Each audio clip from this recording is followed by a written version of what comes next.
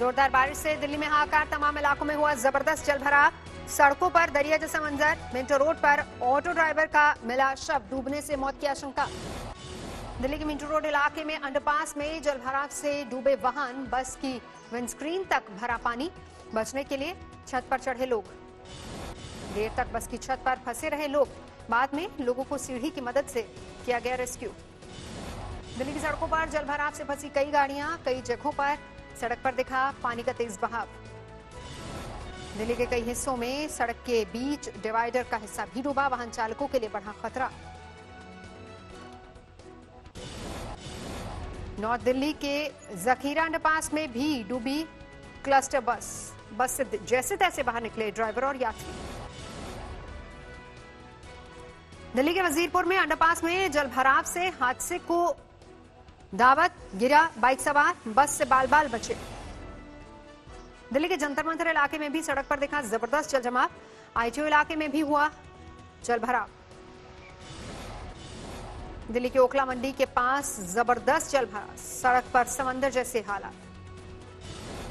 दिल्ली के Connaught place में तीन मूर्ति इलाके में भी सड़कों पर जबरदस्त जलभराव, राहगीरों की मुसीबत बढ़ी। दिल्ली से सटे नोएडा में जोरदार बारिश, गर्मी से लोगों को मिली राहत। दिल्ली, यूपी, पंजाब, हरियाणा, बिहार में बारिश का ऑरेंज अलर्ट। कुल्लू में हाईवे पर हादसे का शिकार हुआ डंपर, लगा लंबा जाम, यात्री हुए परेशान। कन्नौज के पास लखनऊ आगरा एक्सप्रेसवे पर भीषण हादसा, बस ने खड़ी कार को मारी टक्कर, 5 लोगों की मौत, 18 घायल। असम के बोगई गांव में सैलाब का कहर, लगातार बारिश के बाद उफान पर ब्रह्मपुत्र नदी।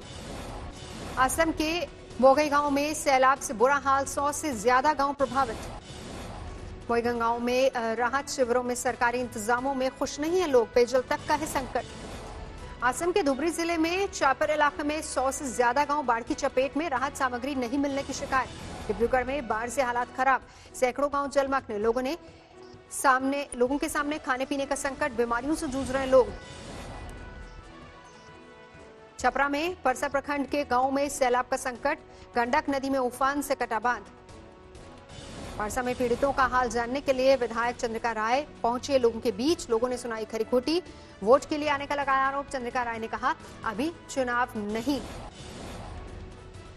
खगड़िया में बाढ़ का कहर, सैकड़ों एकड़ धान की फसल डूबी, खून के आंसू रोने को मजबूर किसान। गोपालगंज में गंडक नदी उफान पर, निमोया पंचायत के विष्णुपुरा गांव में घुसा बाढ़ का पानी, दर्जनों मकान डूबे। सुपौल में कोसी नदी के साथ साथ तेलुगा नदी ने भी मचाया तांडव, निर्मली प्रखंड मुख्यालय को जोड़ने वाली सड़क बही। दरभंगा में बागमती नदी का कहर, समंदर बना कुछ विश्वनाथ का इलाका, गांव घर स्कूल सब डूबे। देवरिया में खतरे के निशान से ऊपर बह रही है घाघरा नदी, सैकड़ों एकड़ में बोई धान और सब्जी की फसल डूबी। सीसीटीवी के सहारे नदी के जलस्तर की मापी जा रही है। देश में दिनों दिन कोरोना के बढ़ते जा रहे हैं मामले। पिछले 24 घंटे में 39,000 नए कोरोना पीड़ित सामने आए। पिछले 24 घंटे में कोरोना से 543 लोगों की गई जान। कोरोना से अब तक 26,816 लोगों की मौत।